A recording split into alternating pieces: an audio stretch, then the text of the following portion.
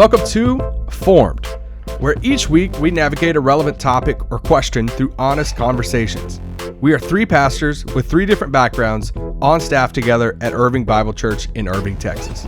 We believe we are constantly being formed in the way of Jesus for the sake of the world, and we hope this podcast helps with that. So let's jump into this week's episode of Formed. Welcome back to another week of Formed, and we're back together. Here we are. Yes, we Again. are. It's starting to, I feel like it's like darker outside this morning. It's fall in Dallas. Yeah, if you're in the DFW area, you're actually enjoying. Yeah, 72 degrees. Back in the double-digit temperatures. Feels so good. nice. It's not flaming outside. Oh, my word. This week was the 22nd anniversary of September 11th. And you think back, kind of briefly talked about this subject yesterday about doing it on the podcast, because it's like, I know Sissy has some stories that I want us to get to today of like that.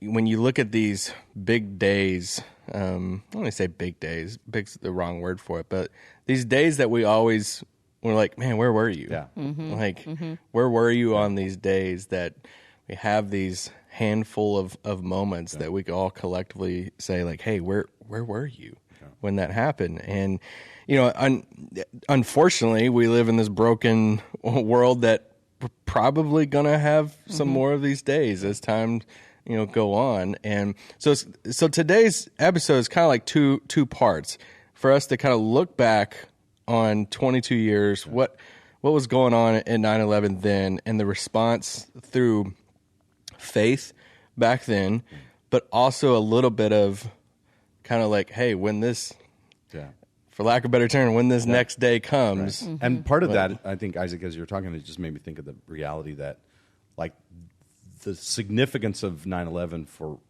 so many of us is that was a shared moment like that. Yeah. But part of it also is just the reality that we also have our own individual moments like that, those days, those experiences, events that kind of divide our lives into before and after. Yeah. And so I think part of what we're talking about is looking back on that experience to put in perspective, perhaps not the common shared moments and days, although there may be those on the horizon, but also just the reality that each of us have our own moments and days, those experiences that divide our lives into before and after, and how do we think about, how do we walk with God and with one another through those kinds of days, those kind of experiences.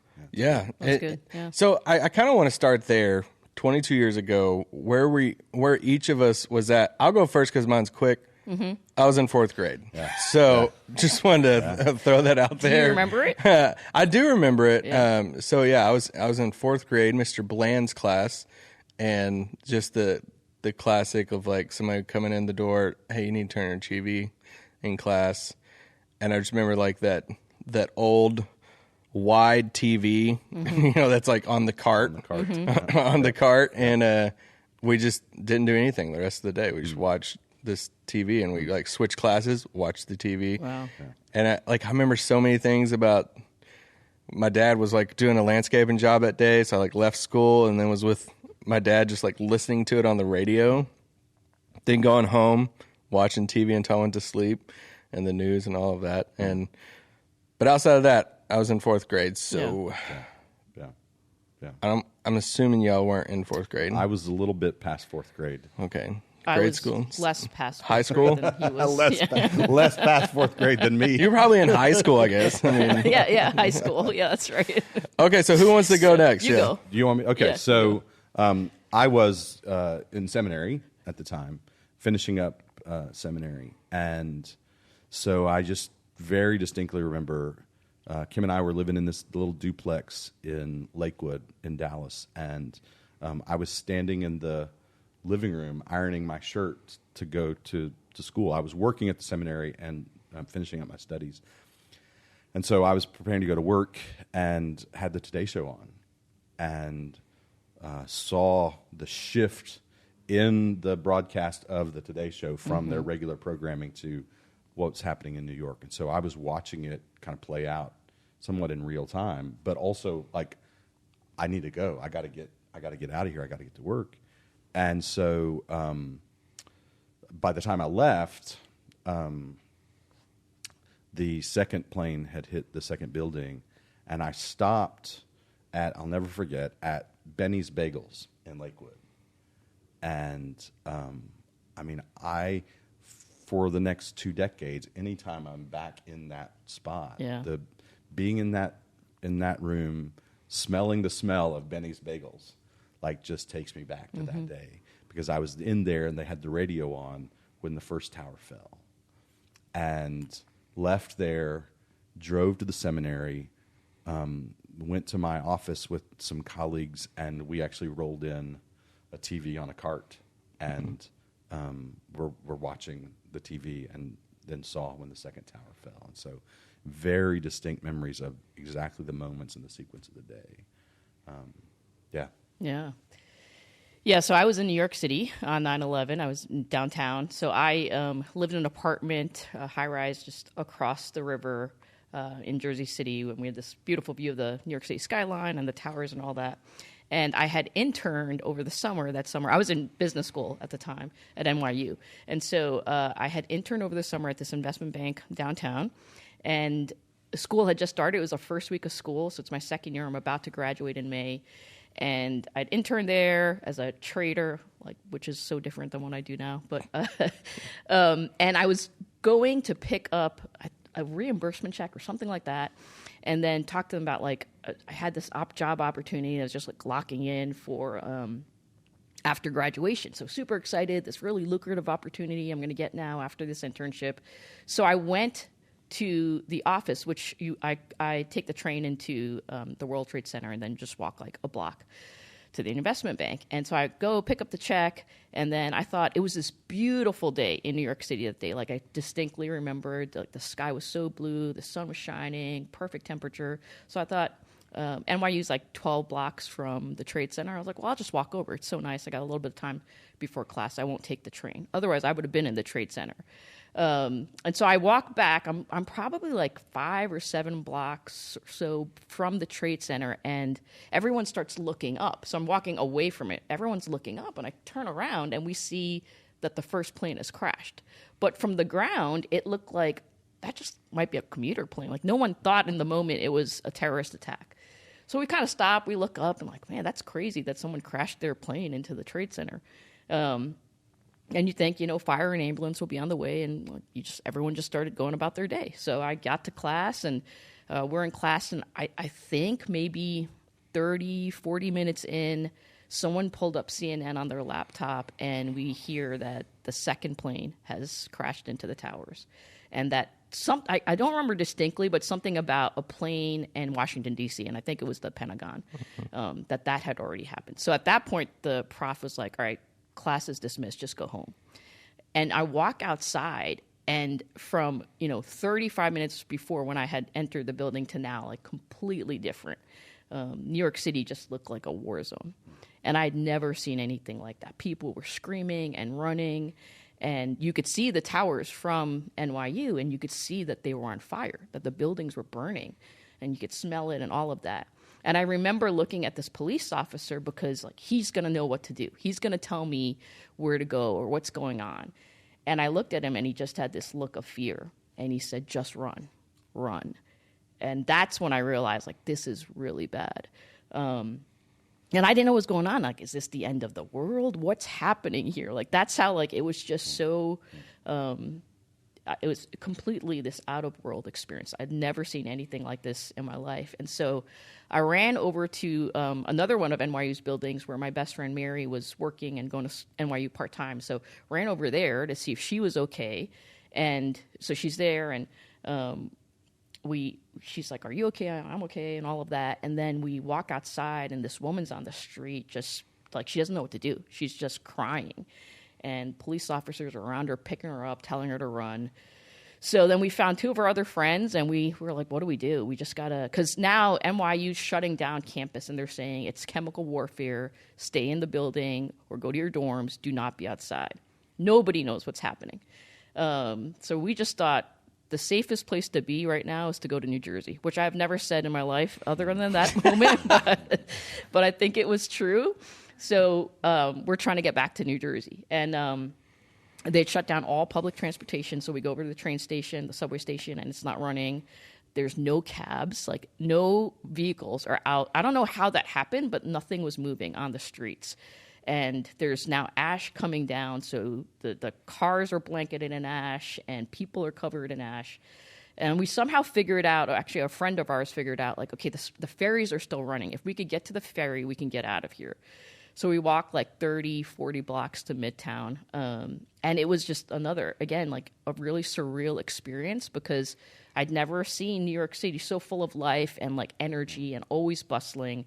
And all you saw, it was just sheer silence, super eerie because people just walking and not speaking a word. And then you also saw the kindness of just ordinary strangers where like deli owners and bodega owners were coming out and just giving us water because people were just trying to get home. So we walked to the ferry. By that time, National Guard had come out. Helicopters, military planes are flying overhead because nobody knows what's going on. And they're in full gear, like assault weapons, everything out. So then you're like, what is happening here? And we got on the ferry and got back to New Jersey. And we were on lockdown for, I think, 10 to 14 days. I think it was almost 2 weeks where we could not leave because everything was shut down. Where we were is like right where the tunnels all meet. And so they just shut the whole city down and you just stayed in your apartment. Or if you could, initially you could go help out at the World Trade Center site and helping find survivors and things like that. But then they even stopped that because too many people were going down. But it was the saddest time that I've experienced in New York. You just saw the building I lived in had a lot of people lived there because it was so close to downtown. And so a lot of people worked in the Trade Center or nearby. And so you just saw that week newspapers piling up at their door because they never came home. And that's how you knew, they didn't make it. And you saw all throughout the city, like wherever you looked, there were these signs that just said missing or please help me find my son, my daughter. I remember still walking by one of the firehouses and you saw the firemen's boots and shoes just laying there from when they had jumped into their gear and gone to the Trade Center. And it was just like that for weeks because no one wanted to touch it and they had never made it back alive. So, I mean, it's this day for me that is really significant every year because, one, I think about, I had a lot of family and friends who were in those towers and trying to get in touch with people. Like cell phone coverage was down, so you couldn't call people all day until I think we were able to get through like 8 or 9 o'clock is when I was even able to reach my family to say, hey, I'm safe, I'm okay. And I was able to talk to one of my best friends worked in the towers and she made it out. But things like that, we couldn't even talk to each other. But so it's a significant day of remembering these innocent people, that lost their lives, but also the courage and the bravery of so many first responders who just ran into buildings, just ordinary people who did things so sacrificially. But then for me, it's also this day of God's provision and care in my life because I always think about if I just made some different decisions, if I'd not gone to get that check or if I had taken a different train, like I could have been in the Trade Center and what would have happened and just how, God, it's just a moment where I'm keenly aware of God's provision in my life when most days I don't think I am. And so, yeah, that's where I was on 9/11. Wow. Did you have that mindset then, or is that something you over time? No, because we had no idea. Even like that 10-day lockdown, we didn't know what was happening. And even after the initial attacks, we were told there could be more attacks. Yeah. So we're sitting in our apartments and everyone's scared to death because we don't know what's going to happen. Like, are they going to attack New York City again? And where are we going to be okay? So I think it's only months later that we, when you actually understand, oh, this is what happened, that you could have that. So it's all in hindsight, right? In the moment, it was like, I don't even know what's happening here. When you two have these like moments in your life, and even back then, do you naturally? What is the natural? I don't want to say state of your faith, but like your mindset and your relationship with the Lord. Is it be vulnerable? Is it questioning, like, man, why is this happening? Is it a going to a place of like, oh man, that's the only sense of comfort I'm getting? Where does your mind and heart go to in those moments? I don't know that any of us in the moment are going to be necessarily sort of spiritually at our best. Mm-hmm. It's a matter of trying to sort of find that place of centeredness that gets upended when you go through circumstances like that, right? That when you look at the Psalms, for example, you see this pattern in the Psalms that the Psalms are the Psalms put on display the full range of human emotions, and there are Psalms that are Psalms of orientation, disorientation, and reorientation, right? Orientation is when all is well with the world and all is well with my soul, and that natural expression of praise because life's going okay. And then there are those Psalms of disorientation that are from a place of pain, a place of confusion, a place of fear, and sometimes even angry with God. Why do you hide your face from me? Right? God, it feels like you're not even looking at me. And one of the things that I love about the Psalms of Lament is that these are expressions of complaint about God to God, right? They are looking God in the face in some sense and expressing this the full honesty about what's in my heart in this moment. And that on our doctrine of Scripture, the Scripture is divinely inspired. These are divinely inspired complaints against God, which says God gives us permission and even models for us on how to bring our sense of pain, our sense of disorientation to Him. So all of that then to say there is the third category of the Psalms of reorientation, and that is moving from these circumstances that have completely upended everything to a place of I'm coming back to center. I'm coming back to that sense of quiet confidence in God. And so I think that it's natural when we go through, whether it's a collective, national tragedy or a profoundly personal one, that we find ourselves disoriented, that we find ourselves in that place. And I'm comforted to know that when we are in that place, God gives us that sense of permission to just bring the reality of where we are, how we feel, directly to Him. And it's really, in some ways, I think, only by doing that we ever get to a place of that reorientation. Does that make sense? Yeah, it does. I think that's great. I think, when I was young in my faith, and maybe even before that, when I wasn't walking with the Lord, I didn't really have a genuine relationship with God. I would tend to blame God for the things that were, if there were these moments of crisis or suffering in my life, or I just sort of bottle it up and try to take care of it myself. And what I have learned as I've grown in my faith is that idea of lament. That's a really natural response, and a response that God wants us to have in the face of pain and suffering. That there is pain. We live in a broken world, and there is pain and there is suffering, but God wants us to bring Him our pain and suffering. That it's not too much for Him to carry, and it doesn't mean we have any less faith. That throughout the Scriptures we see the people of God cry out to God in their suffering and in their pain. That they mourn, they put on ashes and sackcloth, and they tear their clothes. And I think we bring God our pain and suffering, but at the very same time, and it's very similar to what you said, this idea of reorientation is to remind ourselves and to cling to the promises of God and the character of God, and to remember that He is with us in our pain and suffering, that Jesus experienced all the troubles of this world, that He took on our suffering for us, that He bore our shame and our pain. And if He was willing to do that, if He suffered for us, then I think we can believe that He's with us in our suffering as well. That's good. When you look at the statistics, and there's a lot about church attendance that Sunday afterwards, and I was reading this article yesterday about Tim Keller's church and how there were people lined up miles after that his like last service, but then he like on the spot asked his like musicians like, can we run another one because there's people still out there. And so this one's kind of a double question of why do you think, even I seen this thing about like Bible sales over those like few weeks after that skyrocketed. Why do you think that attendance Bible sales skyrocketed?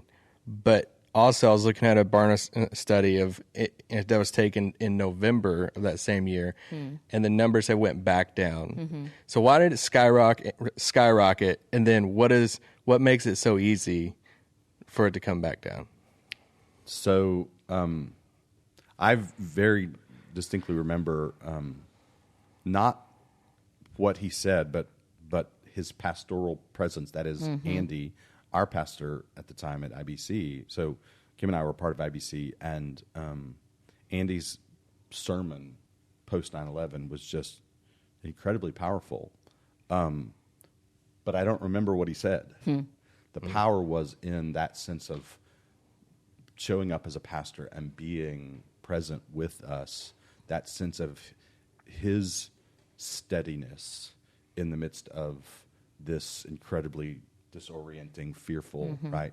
That that strengthened our sense of steadiness. So I think in terms of the skyrocket of attendance, it's people are looking for something to give them comfort and to give them hope, and a real strong sense of maybe the church is where I can find that. Yeah. I think part of what then the fairly rapid reversal of that is as people get a little distance from the trauma, from the pain, from the fear, we turn back to our regular devices, our idols. So I think about this little verse in Jeremiah where the Lord speaking through the prophet says, 2 sins my people have committed. They have forgotten me, the fountain of living water. Right. So this metaphor that the Lord uses to talk about the fact that I'm the one who satisfies, who satiates their deepest thirsts. But they've forgotten me, the fountain of living water, the one who can supply what they need. And 2, they have dug cisterns for themselves, broken cisterns that can't hold water. Right. So they have looked to other things to try to satisfy that deepest need. And there's a sense in which, in a time of crisis, you're stripped of all the things that you perhaps rely on, and there can be a sense of, I need to return to God, but then we can quickly find ourselves going back to our own strategies for coping with life in the fallen world. And I think that's a fairly typical human pattern on smaller scale kinds of more personal events that we just saw played out on a large scale with this national tragedy. That's what when I read those statistics this past week, I just felt conviction because I'm like, this larger scale study is so symbolic of me in my life in these times. Of like, man, I walked through this and I was, I cling to him, and then, dang, it was just a month later, and I was like, what was going on? And anyway, there is that sense in which when we find ourselves in circumstances that make us feel desperate, we can have this sense of like, I'm going to look to God. But that oftentimes in our lives, we're fairly comfortable. We don't feel or cultivate a sense of desperation. And the reality is that we're always desperate for God. Yeah. Right? Yeah. I have this sort of funny story that I have told to illustrate the point in the past. There was this time a number of years ago now where I had all the whole family, the whole Jones clan is in the car, and the kids were pretty little at the time, and somebody's hungry, and so they against my better judgment, persuade me to drive through Burger King. And so we drive through Burger King, and again, against my better judgment, I order a Whopper. And so we're pulling out of the parking lot out of Burger King, and I had taken a big bite of the Whopper, and it just went down wrong. You know that experience where you swallowed wrong, and so suddenly I find myself, I'm driving the minivan with the whole family in the car, and I feel like I'm about to choke to death, right? And I'm sputtering, and I'm trying to get my breath, and it's this really kind of fearful moment, right? Because I can't breathe, and am I going to make it? Yeah. And it was over in an instant, and yet in that moment I was desperately aware of my need for oxygen, right? Desperately aware of my need for oxygen in that moment. But I'm as desperately in need of oxygen in this moment as I was in that one. Right. I just wasn't aware. Don't pay attention. I'm not aware, right? And so part of, I think, the reality is when you go through a tragedy, collective or personal, you oftentimes have that sense of I'm desperate in need of God. And yet then we kind of get on with the rest of our lives and can easily forget the reality that I'm as desperate of my need for God now as I was then. How do we cultivate that sense of dependence? Yeah, I think you're absolutely right. Like, I remember, Redeemer, Tim Keller's church was certainly overrun with people, but so was every church in New York City. People they didn't know what to do. And there was actually nowhere else to go, so people went to church. And I think what happened was New Yorkers in particular, but I think Americans in general, really came face to face with death in a way that so many hadn't before. And when that happens, I think we have a recognition of our own limitations and our vulnerabilities and our own humanity, and we are looking outside of ourselves to someone who's more powerful and who's greater than us. And so many will then look to God. And is this someone I can hold on to?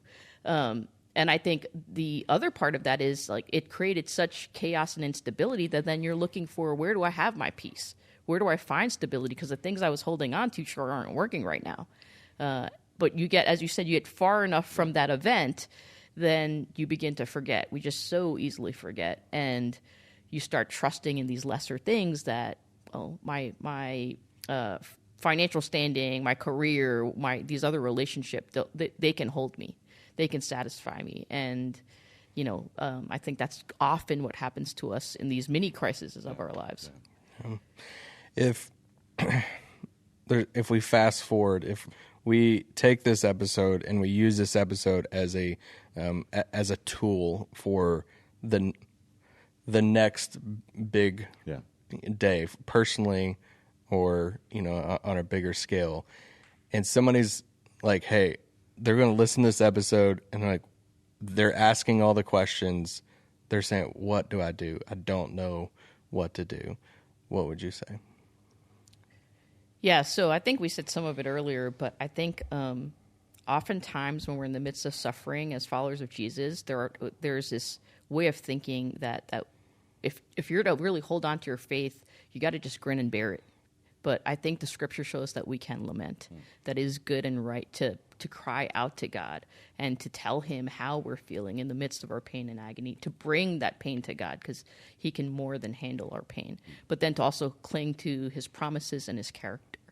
I think the second thing that has been helpful to me is to ask myself, and this is really hard, and this is not my first step, this is way down the road, but to ask myself, to pay attention to what is God doing in me, because suffering often refines our faith.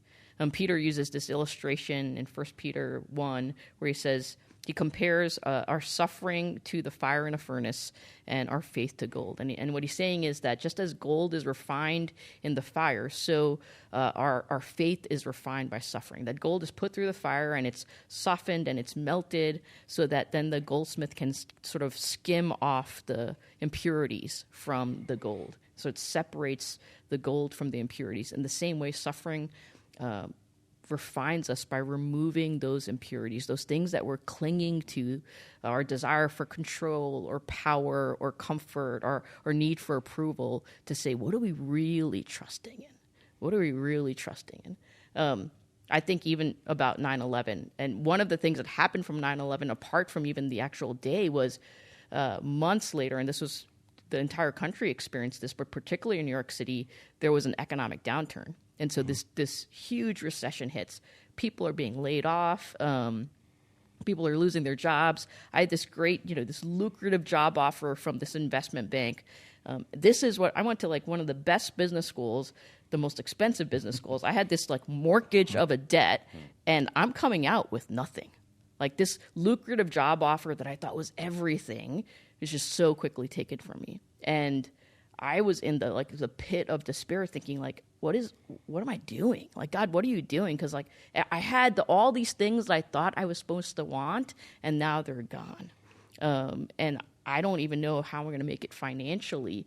And it was this moment where I realized that I had thought I was trusting in God, and yet I was trusting in all these other things. I was trusting in the money I was going to make. I was trusting in my need for approval to say, look at me, look at the job I got, look at my career. And the Lord used that in my life and to show me that I needed to put my trust in him. And that's not like, I would have never thought this was going to be my path in life. But I look at how God has taken me from that moment 22 years ago to today, and I would have never thought that. It really showed me how I was trusting in these lesser things, and that moment of crisis showed me that in a way that I would not have seen otherwise. So I think it's an opportunity for refinement. And then I think thirdly, it's we fix our eyes on Jesus, that he suffered for us. And so as a result, we can trust that he's with us in the suffering. That's good. Yeah, I think to underscore something Sissy said at the beginning of that is just that the idea that we can pray as we are and not as we should be, right? That we can come to God with the reality of all the confusion, disappointment, anger, despair. Yeah. We can come with all of that straight to him, and that he invites that from us. The only way we get to reorientation is to bring the reality of our disorientation directly to God, to pray as we are and not as we should be. And then I think there is an aspect that is that we can oftentimes look back on and see that you were describing in the ways in which this horrible thing that God says this was horrible. So there's nothing good about what has happened. But we can look back oftentimes and see the way that God worked good in our lives through the horrible things that we experienced. And that oftentimes the good that he works through those experiences in us is a deeper sense of trust in him, a deeper sense of our compassion, sensitivity to other people, right? For me, I think back to 2001, and it's a pretty quick leap for me to go back personally to 1999 because I lost my dad just 2 years before. And I think about that season of my life, and I believe some of the good that God has worked in me through experiences of suffering and crisis is just a deeper sense of compassion, a deeper sense of empathy for other people that have shaped me in profound ways as a pastor. So there is that as you're living through experiences of struggle, of suffering, of pain, recognizing that God is at work in you, shaping your character, shaping you into Christ-likeness. And it's sometimes hard to see and experience and even trust in the moment. But I think the more we can actually explore, God, what is it that you want to form in me through this experience? And to be able to see him at work, doing that work in us, is a really meaningful thing in terms of when we go through those moments, either collectively or individually. Yeah, I'll just add one small thing. Is it in these times there's a lot of things we don't know, especially as the humans. Like there's a lot of things we don't know or things that don't make sense. So cling to the things that you know is true, and the things that you do know. That's good. And the promises of God that Sissy was talking about, and the things that you can cling to that you know. Thank you for this conversation. Yeah. Thank you. Thank you, Sissy, for kind of. I can't imagine that experience and just walking through that, even verbally. And again, So thank you for those stories, and there's no easy transition to some fun banter. But since we have been talking about New York City, let's talk about it in a fun way, because have I been there more recent than both of you guys? I went in November. I went in July. Yeah, Okay. So, but just for You a day. beat me. Okay. I think. But it you was- did more fun stuff. I'm Well, not right now. yeah. I did regular New York City stuff. I had a 48-hour, like, let's just try to cram as much of New York So City in that's good. Yeah. Yeah. 48 hours. So, okay, if somebody's listening to this, what route do you want to take? You want to take, like, what's your perfect day in New York? Or if somebody's saying, hey, I get a day in New York, what should I do?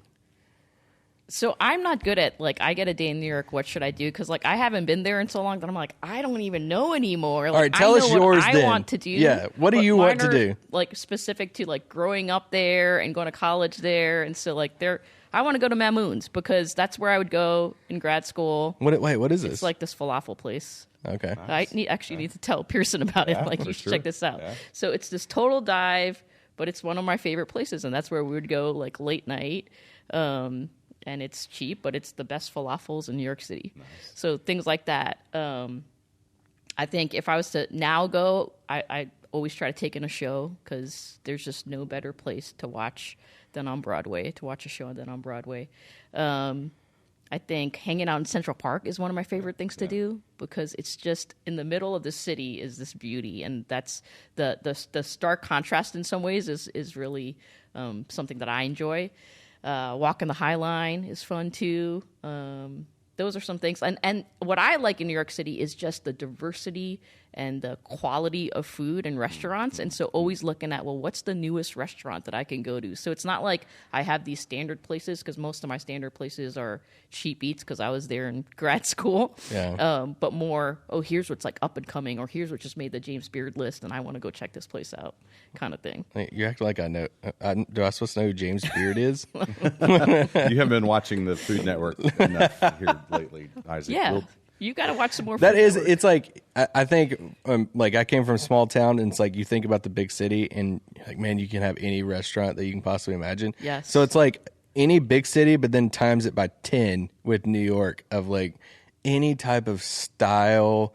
Like, we found the little Brazil area, and there's just, different restaurants through there. It's like, oh, man, okay, like, pick your choice of Brazilian food. And but anyway, Yeah, so I'm not good either at you need to do this, you need to do this. We've made a few trips up there as a family, and then now, as Sissy commented a minute ago about my son Pearson is living in the city. He just moved up to do college in the heart of Manhattan, and so we'll be making probably some more trips up there. But we were there not this past summer, but the summer before, and I'll tell you, we had a really fun day that I would do again. We were staying kind of in Manhattan, kind of in the middle of the city, but we went down, we walked the Brooklyn Bridge, which we hadn't done before, and that's just a cool experience in a number of ways in terms of even just being on the bridge, seeing the city. It was really great. We ate pizza down under the bridge, Dumbo, that area down there. We then rode the ferry. We went to Williamsburg, Brooklyn, and just walked the streets, and there was some great shopping. My kids love vintage stores, and there was just some really great. I found a cool bookstore, and so we just kind of hung out. Of course, you did. Yeah, I did. Yes. I did. And so we just hung out there, and then eventually ended up back in Manhattan, and we ended the evening with the Broadway show. There you go. Our family is a musical theater family. That's part of when we go to New York. It's like, how many shows can we actually see while we're here? And how much can we budget to see shows while we're here? But we ended with a Broadway show. It's just it was a great day in New York. Well, I think even if you're not, like, if that's not your thing, if you're in New York City, you should try to take in a show because you don't have that experience anywhere else. Yeah. And then I forgot, like, pizza would definitely be on my list. I have to have pizza. So. Well, what's the pizza spot? Because we went to Joe's. I think it was Joe's. Yeah, Joe's is pretty famous, but I would just go to someplace on the corner that I think is a good place. Like, almost every place has good pizza. Good pizza. Yeah. Do you fold it? Oh yeah, you have to fold it. You have to fold it. Okay. Okay. And if you can go at Christmas time, yeah, that's the reason we went. That was Barb's one of her biggest dreams ever since I met her. Was like, hey, New York at Christmas. Because all the movies. And yeah. all the movies and I think, to your point, Central Park. Yeah. I feel like I can't. I was gonna say it's underrated, but I guess for like New Yorkers, it's like, no, it's awesome. But I think it's underrated because it's just like it's such a beautiful place. Yeah. And you watch Home Alone, and you think it's scary, and and you get there, it's like, yeah, this place is really cool. That's awesome. Yeah. All that. But all right, thanks again. We'll be back next week for another week of 4.